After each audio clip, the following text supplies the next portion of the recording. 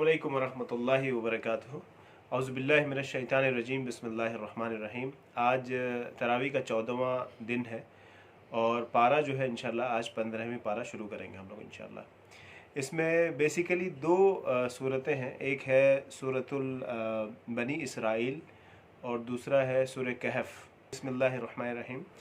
सुब्हानल्लज़ी अस्रा बिबादिही लैलम मिनल मस्जिदिल हरामी इलल मस्जिदिल अक़सा अल्लज़ी बारकना हौलहु लिनुरियहु मिन आयातिना इन्नहु हुवस समीउल बसीर। पाक ज़ात है जो ले गया अपने बंदे को रातों रात मस्जिदुल हराम से मस्जिदुल अक़सा तक, जिसको घेर रखा है हमारी बरकत ने ताकि दिखलाएं उसको कुछ अपनी कुदरत के नमूने। वही है जो सुनने वाला है और देखने वाला है। तो ये आयतें जो है वो इसरा वल मिराज, इसरा यानी मुफस्सिरीन फरमाते हैं कि जो रसूलुल्लाह सल्लल्लाहु अलैहि वसल्लम का सफ़र जो मक्का से और बैतुल मक़दस तक था वो इसरा, और मिराज जो बैतुल मक़दस से जो आसमानों में और सिदरतुल मुंतहा तक का जो सफ़र था वो मिराज कहलाता है। इसके बाद इसमें जो डिस्कशन है वो बनी इसराइल का है, और जिसे 2 बार बहुत बड़ी बड़ी मुसीबतों का सामना करना पड़ा, जबकि पूरी तरह से बनी इसराइल को गैर लोगों ने बर्बाद कर दिया और कहीं ना कहीं वो अपनी बदमाशियों में बहुत आगे बढ़ गए और फिर उन पे अल्लाह का अज़ाब आया। उसका ज़िक्र करते हुए अल्लाह ताला 2 कौमों का ज़िक्र करते हैं। एक जालूत का जो उनके ऊपर आ बैठा था, जिसे दाऊद अलैहिस्सलाम ने ख़त्म किया, और उसके बाद दूसरी बार जो बुख्त नसर या अबू का नज़र जिसे कहा जाता है, एक पर्शियन रूलर था जिसने मस्जिदों को और उनके जो बैतुल मक़दस था उसको उन लोगों ने तबाह व बर्बाद कर दिया। उसके बाद वो कभी भी बहुत पावरफुल नहीं हुए, और हम पहले भी देख चुके हैं कि अल्लाह ताला ने उनके ऊपर जो एक अज़ाब का सिलसिला इस तरह का रहा है वो शुरू से बर्पा कर रखा है। और हम देखते हैं कि अभी अपनी 20वीं सदी में जो हिटलर का जो वाक़या रहा है बनी इसराइल के साथ, वो भी इन्हीं मामलात में से एक रहा है।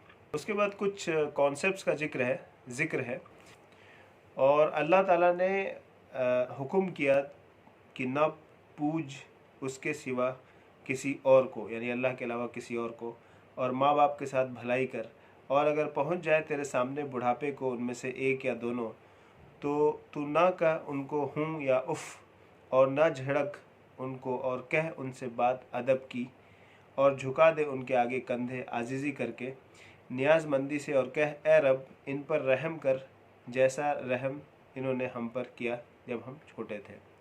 तो ये एक दुआ है, रब्बिरहमहुमा कमा रब्बियानी सगीरा, कि ए अल्लाह हमारे माँ बाप पे वैसे ही रहम कर जैसे इन लोगों ने, हमारे माँ बाप ने हमारे साथ रहम किया जब हम बच्चे थे। इसमें बनी इसराइल में, और ना रख अपना हाथ बंधा हुआ अपनी गर्दन के साथ, यानी बहुत ज़्यादा कंजूस मत बन, और ना खोल दे उसको बिल्कुल खोल देना, फिर तू बैठा रहे इल्ज़ाम खाया हारा हुआ, यानी फ़राख दिल भी इतना मत बन कि सब कुछ छोड़ दे। तो तेरा रब खोल देता है रोज़ी जिसके वास्ते और तंग कर देता है जिसके वास्ते, वही है अपने बंदे को जानने वाला और देखने वाला।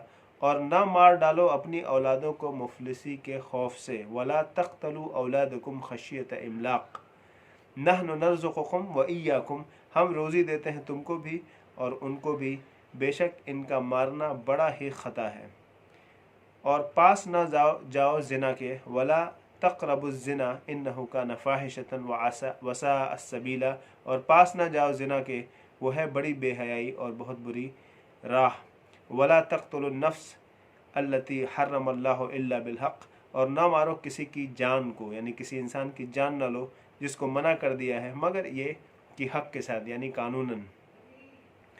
फिर आगे अल्लाह ताला फरमाते हैं, वला तक़फ़ु मा लैसा लका बिही इल्मुन, और ना पीछे पड़ जिस बात की तुझे खबर ना हो, बेशक कान और आँख और दिल इन सब से उनकी पूछ होगी, यानी वही जानो जिसे तुम जानना चाहते हो या जो तुम्हारे हक़ में बेहतर हो।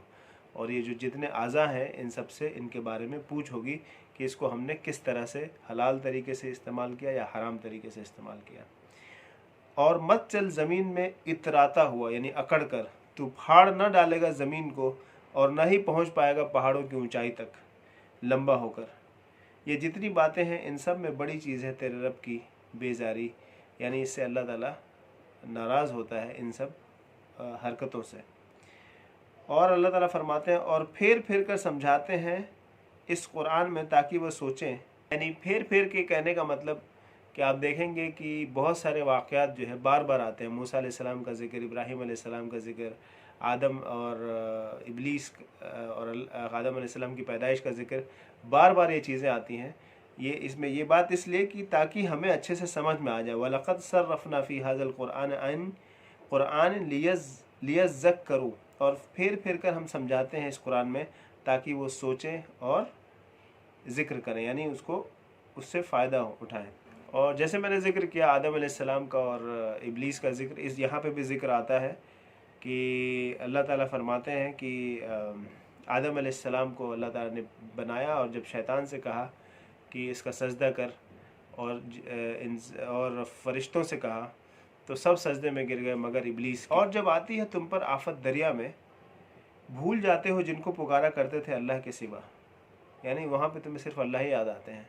फिर जब बचा लाता है तुमको अल्लाह खुशकी में, फिर जाते हो अल्लाह से, और इंसान है बड़ा नाशुक्रा। वकाल इंसान कफूरा, इंसान बड़ा ही कुफ्र करने वाला नाशुक्रा है। सो क्या तुम बेडर गए हो, क्या तुम निडर हो गए हो उससे कि धंसा दे तुमको जंगल के किनारे, या भेज दे तुम पर आंधी या पत्थर बरसाने वाले, फिर ना पाओगे अपना कोई निगहबान। यानी अल्लाह ताला डरा रहा है कि अगर इस तरह की तुम्हारी रविश रहेगी तो तुम क्या निडर हो गए हो कि तुम्हारे ऊपर कोई ऐसा अजाब ना आ जाए। उसके बाद से एक ज़िक्र है अक़िमिस सलात लिदुलूकी शम्स इला ग़सक़िल लैल व क़ुरआन अल फ़ज्र, कायम रख नमाज को सूरज ढलने से और रात के अंधेरे तक, और कुरान पढ़ना फ़ज्र का, बेशक कुरान पढ़ना फ़ज्र का होता है रूबरू, यानी अल्लाह से क़ुरबत की एक वजह, और कुछ रात जगता रह कुरान के साथ, या इससे ज़्यादा करीब है कि खड़ा कर दे तुझको तेरा मुकाम में महमूद में। यानी ये रसूल सल्लल्लाहु अलैहि वसल्लम के लिए कहीं ना कहीं तहज्जुद की बात हो रही है। और कह ए रब दाखिल कर मुझको सच्चा दाखिल करना, और निकाल मुझको सच्चा निकालना, और अता कर मुझको अपने पास से हुकूमत की मदद, सुल्तान नसीरा, वक़ुल जाअल हक़ व ज़हक़ल बातिल इन्नल बातिल कान ज़हूक़ा, और कह आ गया सच और भाग गया झूठ, बेशक झूठ है निकल भागने वाला। और हमने उतारे कुरान में जिसमें रोग दफ़ा होते हैं, जो शिफा है और रहमत है ईमान वालों के वास्ते, और गुनहगारों को तो इससे नुकसान ही बढ़ता है, यानी उन्हें तो इससे नुकसान ही होता है। अल्लाह ताला फरमाते हैं जब यानी उस जवाब में कि जब यहूदियों ने कुरैश से कहा और कुरैश ने रसूल सल्लल्लाहु अलैहि वसल्लम से सवाल किए, यानी कहीं ना कहीं यहूदी और कुरैश मिल के रसूल सल्लल्लाहु अलैहि वसल्लम से सवाल करते हैं रूह के बारे में कि ये क्या चीज़ है। यही सवाल अल्लाह ताला से रसूल सल्लल्लाहु अलैहि वसल्लम पूछते हैं, तो अल्लाह ताला इसका जवाब देते हैं वयसअलूनका अनिर रूह, ये लोग पूछते हैं आपसे रूह के बारे में। कुल रूह मिन अम्रि रब्बी, कह दीजिए कि रूह जो है वो मेरे रब का एक हुक्म है। वमा औतियतुम मिनल इल्म इल्ला कलीला, और तुम्हें नहीं दिया गया इल्म मगर बहुत थोड़ा, यानी तुम्हारी जो अंडरस्टैंडिंग, जो इन्फॉर्मेशन, जो लेवल ऑफ नॉलेज जो तुम्हें दिया गया है, जो नाम सिखाए गए तुम्हें, वो बहुत लिमिटेड है, और इतना ज़्यादा इल्म नहीं है कि तुम रूह की पूरी हकीकत समझ सको। सिर्फ इतना समझ लो कि रूह जो है वो रब का एक हुक्म है कि जब वो हुक्म दे देता है कुन फयकून, यानी एक हुक्म दे देता है तो इससे आदमी ज़िंदा रहता है, और वो कहता है कि हुक्म दे देता है कि वापस आ जाए तो वापस चली जाती है। यानी ये कोई ऐसा ऑर्गन नहीं है, कोई ऐसी चीज़ नहीं है जिसके बारे में तुम समझ सको ठीक से। सिर्फ इतना समझ लो कि ये रब का एक हुक्म है, एक इज़्न है बस।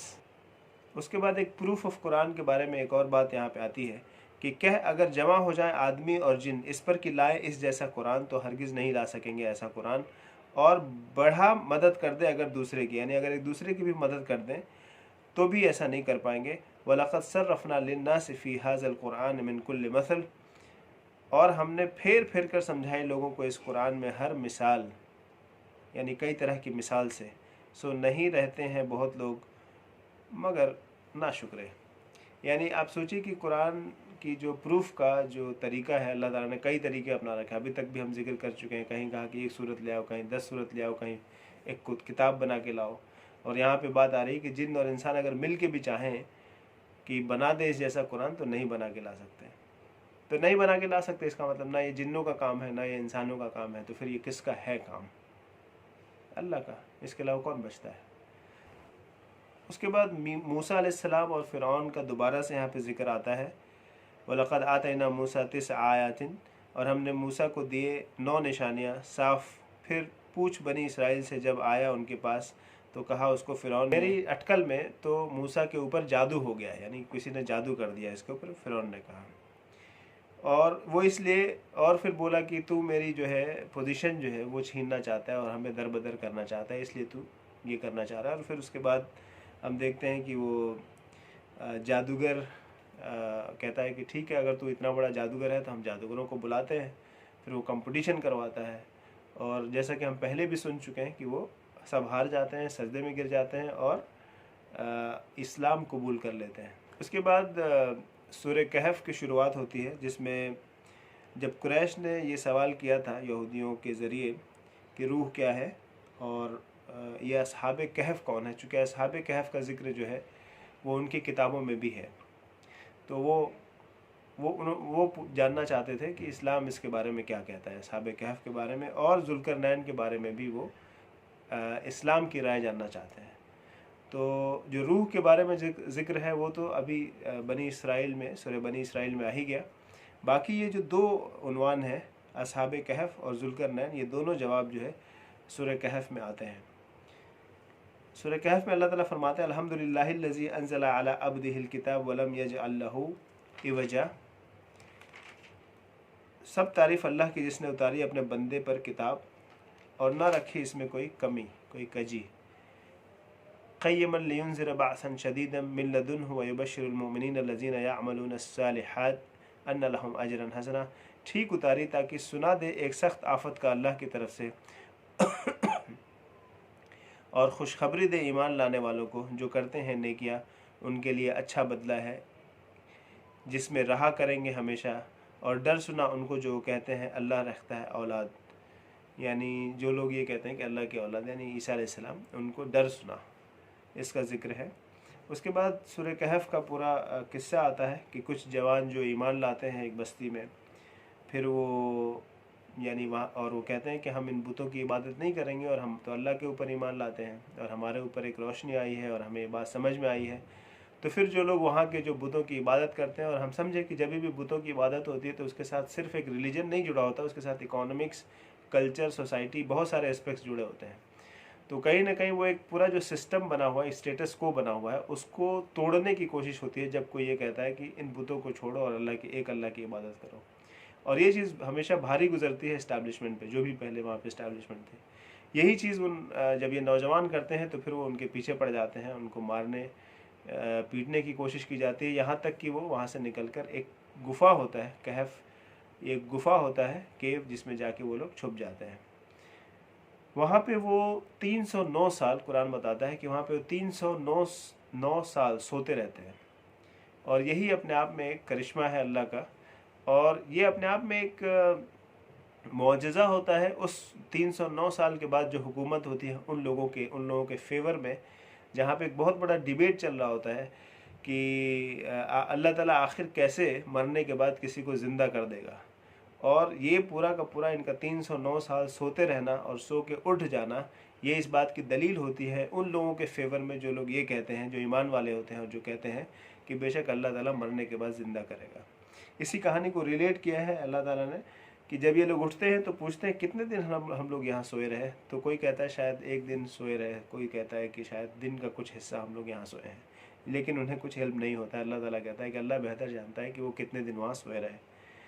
फिर उन्हें भूख लगती है तो कहते हैं कि कुछ लोगों को बेचते हैं कि जाओ ये सिक्के ले लो और कुछ सामान ख़रीद के लाओ, और ज़रा सा संभल के जाना, ऐसा ना हो कि जहाँ से सामान ले रहे हैं वो तुम्हें बता दें हमारे बारे में और फिर वो हमें पकड़ लें। यानी वो तो यही समझ रहे थे कि बस एक दिन पुरानी बात है, हम सोए थे इससे पहले।